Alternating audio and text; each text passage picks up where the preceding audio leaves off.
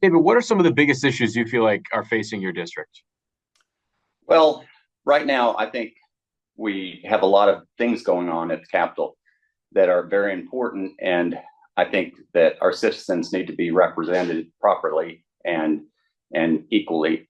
And I think that I'll be a more effective means of doing that, in that the party's in the majority and it gives you more options and a little more leeway of getting some things done.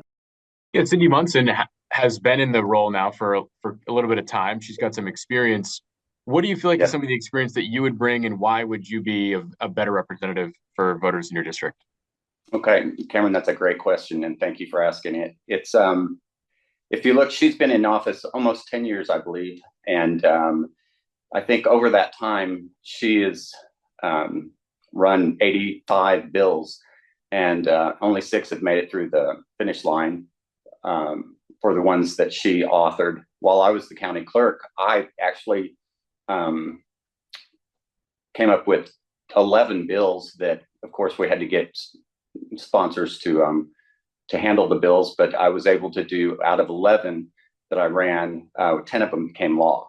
So, I mean, that's a pretty good percentage rate. So I know how the system works, and I think I can hit the ground running in her. And I don't like talking negatively about anyone, but I mean, if you think about 85 times running something and only six times coming across the finish line, I mean, that's about 90% fail rate. So I think that I can better effectively, help our citizens in that I'll represent them better and be more efficient in getting some things done.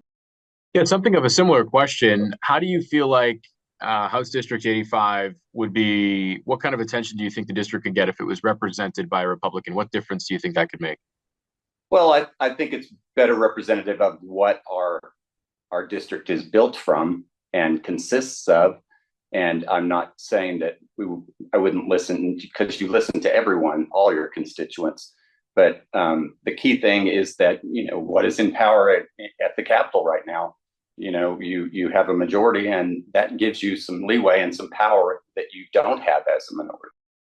Yeah, and Cindy has said that she thinks Oklahoma is ranked second worst in the state to live in for women. I would ask you about minority groups like women and also for seniors. What are some of the issues you think are facing those groups, and what outcomes would you like to see brought? What would you do to help women and seniors in the state?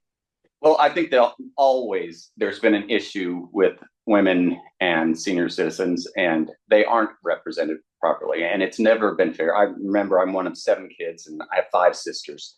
So I've heard and felt their pain at times, in that it's not equal pay for equal work. It's really not fair. And I think that you just have to keep chipping away at it. And I think it's probably very effective for any person to take that on. But I would take it on with, like I said, with some power that would hopefully bring it across the finish line with some meaningful legislation. Education, David, a huge topic across our state. We've made national headlines for some of the recent things in education. What do you think voters want when it comes to education? And are you currently in support of the head of education of the State Department of Education and Superintendent Ryan Walters? Okay, education is a big thing for me, because my first degree was in music education from the University of North Texas, and then I did my master's degree at OU and doctorate work. And I actually taught at college level as an adjunct professor for 4 years.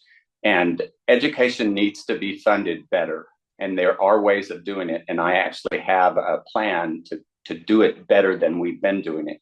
But we need to change the way we're doing it, honestly, because it's just not working. Um, I think we have way too many um, school districts. I mean, we have 605, I believe, in Oklahoma, which that is just astronomical compared to other states. Like, I think Florida has maybe 70, and they have millions more students than we do. I think we only have 180,000 students, or 18,000 schools, I mean, but we have so many school districts that I think that we could narrow that down and make it better efficiently served, where we can get our teachers paid better, because they need more money. You can't expect someone to come out of college like myself after 6, 7 years of college. You have a master's degree, and then you want to go to work for a minimum amount of money. It's not fair. And also, if you're passionate about teaching, which I always was and are, you really want to do it, but you have to support your family. And so do you move to Texas where it pays better? Or can Oklahoma finally fix this problem that is a true problem and keep our teachers here and actually start bringing them in, bringing the best and the brightest from other states? And I think I have a way of doing that where we just need to reallocate the funds and make some real hard decisions that won't be popular.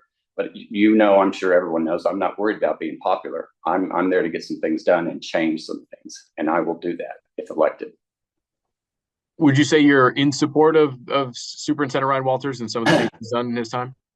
I think Ryan Walters, I got to know him campaigning, and Ryan is a wonderful individual. He is taking a lot of heat, but him, like Trump, if you're going to do things, you're going to attract flack. You're going to, when you try to make things different or better, people are going to attack you because people are afraid of different. But we all know in our nation right now, it's the greatest time ever that we need something. We need leaders, true leaders, people that aren't afraid of going against the grain. And I see Ryan as one of those people, and also myself. I personally think he's a great guy, but also I believe that the state capitol shouldn't be micromanaging the teachers. I mean, we have superintendents, we have school boards. That's their job. Our job is to fund them and give them the tools they need. Our job is not to tell them how to teach or what to teach. And that's just my personal view, of course. We talked about your time as county clerk. You ultimately resigned, David, in 2022, some allegations of sexual harassment. I just wanted to get your take on that. And should voters be able to trust you, do you think? Absolutely. And remember, when you drain the swamp comes after you. So from the second week I was in office as the county clerk, I inherited an office that was bankrupt, didn't have enough money to finish the year, had to make some hard decisions. Well, part of the decisions was getting rid of some of the swamp. We had employees that weren't coming to work. For the first 3 months, I didn't meet all my employees. I had employees that were ghost employees, literally, that were getting paid and not coming to work.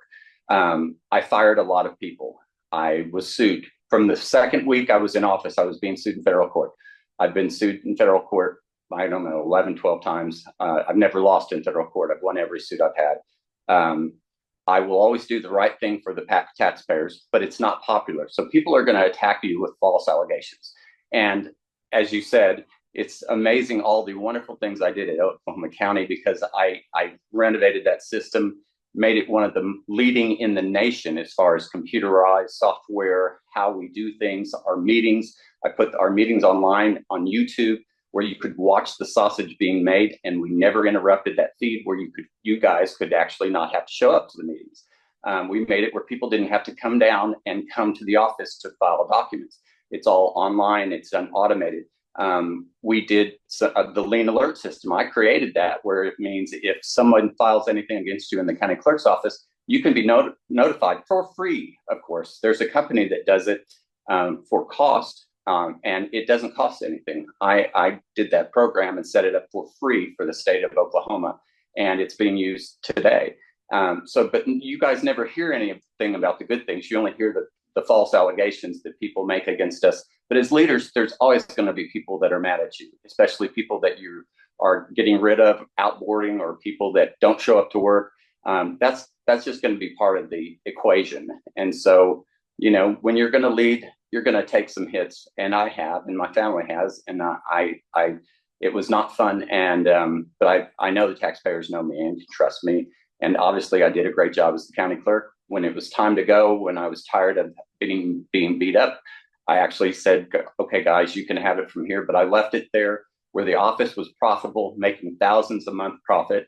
We had over $2 million extra in the bank that I was trying to give back to the taxpayers. So, I mean, you can look at my record. I've done some pretty amazing things at the county as county clerk for Oklahoma County. It's too bad none of the TV or newspapers ever reported any of that. I mean, sadly, when I was going through all that mess and allegations were made, I was awarded the Presidential Medal of Honor at the University of North Texas. No one ever heard about that. And that personally was a big deal for me because Pat Boone and myself were both awarded on the same day. Yet the media always kind of likes to reiterate the bad stuff, and that's the stuff that goes to the top feed on the algorithms on the the web and stuff. So it's all negative, and that's what's problematic with our world today. Is we need more positive people and positive news, and so I will do the job. I know how to do the job.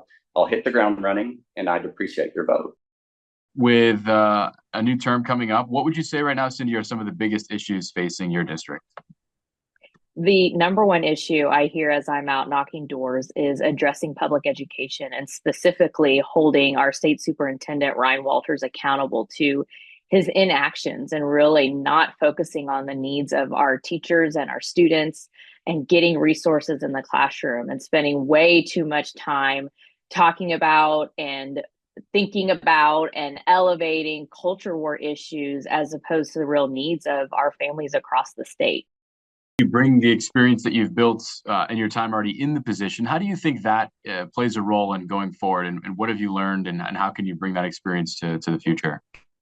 So I've been in office for 9 years. I've been knocking doors for over 10 years now. And the number one issue has always been public education. It's a real concern for Oklahomans, regardless of party, because we know by investing in our public schools, where 90% of our families send their children, is an investment in our future. If we want a healthy and thriving workforce and economy, we have to invest in our kids. One thing I will say in terms of issues that have been elevating in this particular campaign and what is top of mind for voters, especially women voters, is addressing reproductive health care. In Oklahoma, we know we have the most extreme ban on abortion access. And so women are really starting to speak up and advocate for themselves and their neighbors when it comes to healthcare access. Of course, that includes reproductive health care, but really healthcare in general, because when we know one portion of healthcare is attacked, and doctors are being criminalized, that means all of healthcare is under attack, and especially when it comes to making personal and private healthcare decisions. And I think healthcare and education really go hand in hand. Like I mentioned, if we want to bring companies to Oklahoma, if we want to continue to grow our workforce, Oklahomans need to be educated and they need to be healthy. It's somewhat of a question kind of from the other side of the aisle. As a Democrat, how do you feel like your side, you being a Democrat, what role does that play in you being able to get things done? And if I was a voter, maybe leaning Republican, why should I still vote for you, even though you're a Democrat?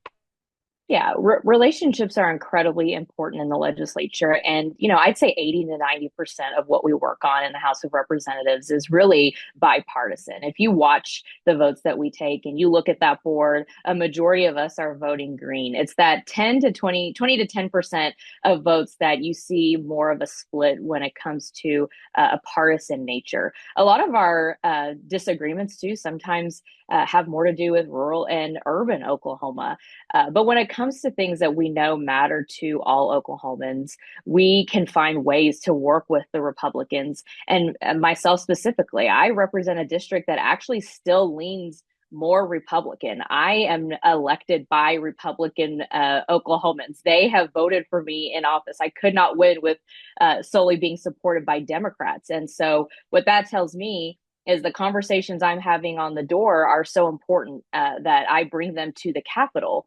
And finding common ground is really about bringing it back to being Oklahomans and what is the best solution for all Oklahomans across the state. And even as the minority leader, it's important that I build relationships with the majority leaders and finding ways to moderate policies that seem a little too extreme, or where we feel like there is a portion of our state being left out and really not being heard or seen when it comes to the policies that we're creating. And so those relationships are really important.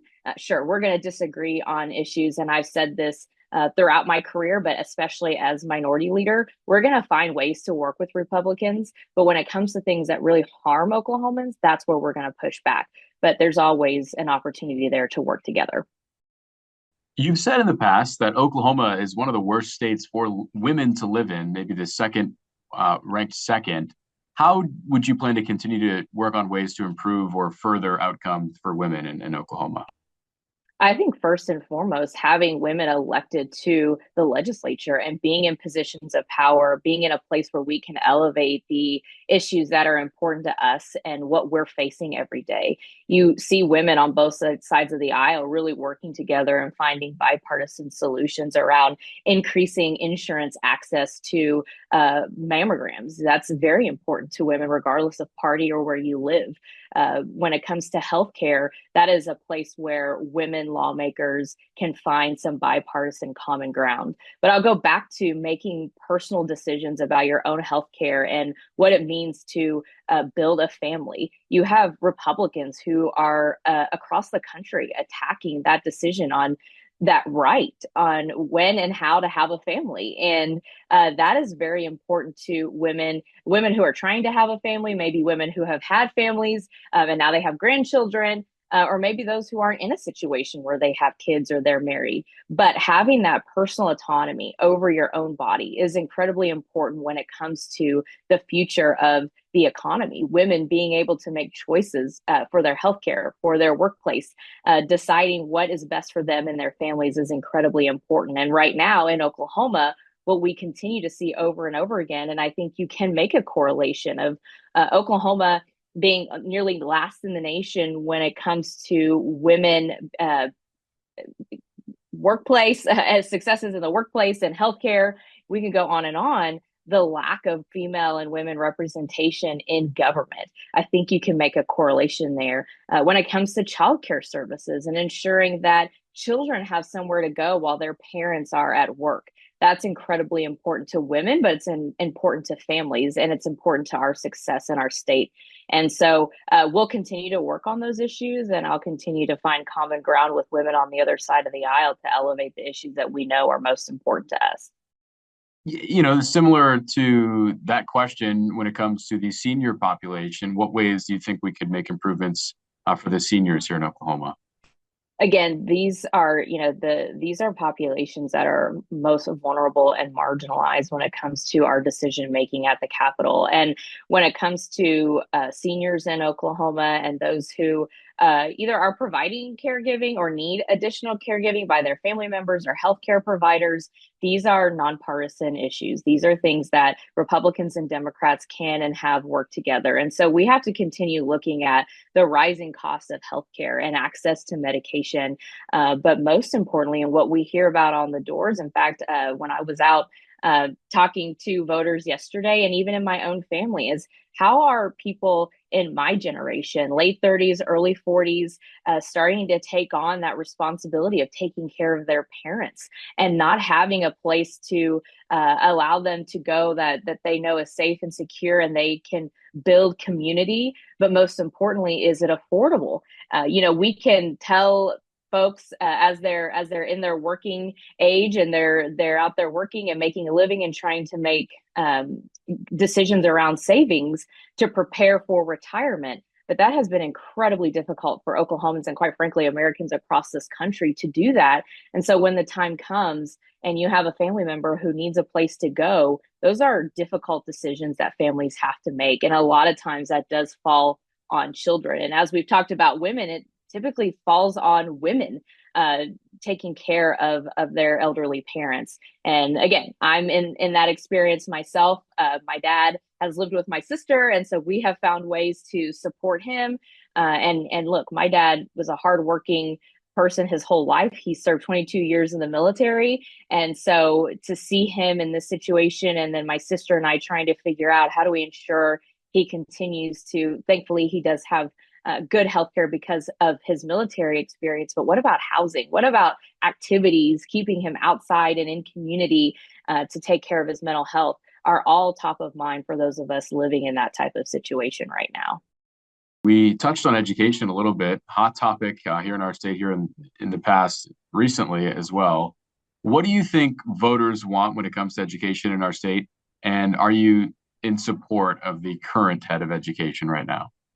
The number one thing that voters want right now when it comes to education is really focusing on the needs of our students and teachers and ensuring that teachers are being well taken care of in the classroom. And that means paying them an adequate wage, ensuring they have the benefits they need so they can do their job without having to work 2 or 3 more jobs outside of the classroom.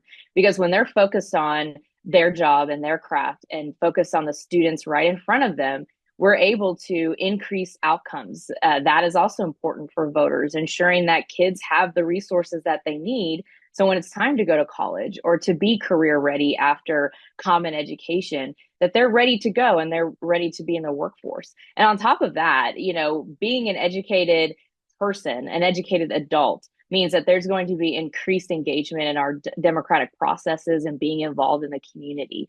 Workforce obviously is very important, but making sure that people are happy and healthy and able to provide for themselves is important. And that's why those early investments in education are so important. And Oklahomans know and understand that, regardless of whether they send their kids to public school or put them in private education. And so what I hear from voters every day is focus on the needs of our kids, get teachers in the classroom, get the best and the brightest in front of our students, teaching the curriculum that is so necessary to prepare them for the future. When it comes to our current leader of education right now, it's hard to even call him a leader. I have led the charge calling on the Republicans to put together a bipartisan investigative committee to really examine the actions and inactions of the state superintendent so that we can hold him accountable. At this point, I believe, and members of my caucus believe, that the actions and inactions of the state superintendent do rise to a level of impeachment.